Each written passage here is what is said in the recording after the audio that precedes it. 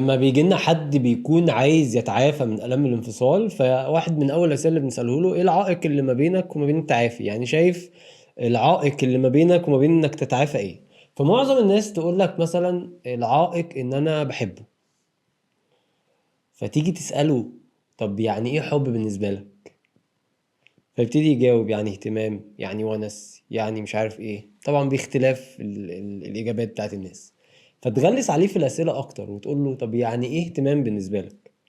لما الشخص اللي معاك يكون بيعمل ايه بالظبط تقول ان ده شخص مهتم، انه يسأل عليا، وانه يتعامل معايا بشكل كويس، وانه يبعت لي مورنينج مسج، واني مش عارف ايه والكلام اللي بيتقال ده كله.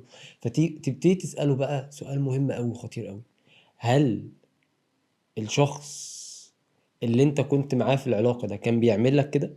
كان بيحقق لك المعنى اللي انت عارفه ده عن الحب؟ يقول لك لا.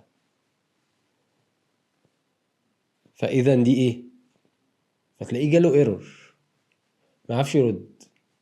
فمعظم الناس تقول لك ايه ده، يعني انا ما كنتش بحب؟ امال اللي انا فيه ده كان ايه؟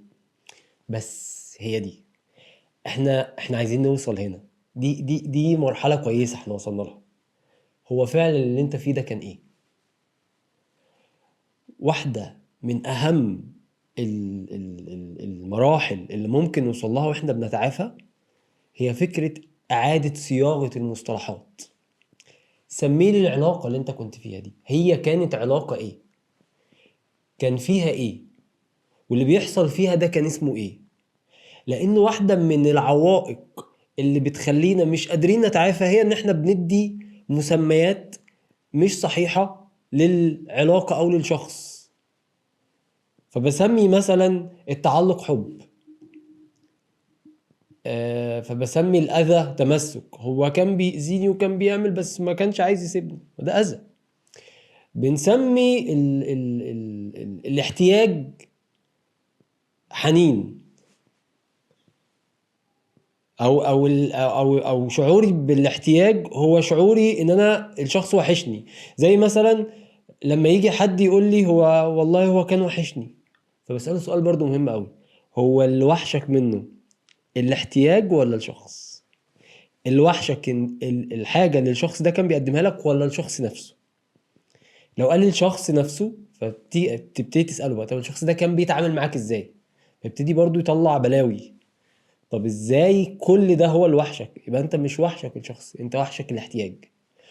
فحتة الأسئلة لنفسنا عن المصطلحات اللي احنا بنقولها لنفسنا دي مهمة أوي، لأن المصطلحات اللي بنقولها لنفسنا والمسميات اللي بنقولها لنفسنا وقت التعافي ده بيكون أكتر حاجة بتمنعني إن أنا أتعافى وأرجع أعيش حياتي طبيعي زي الأول.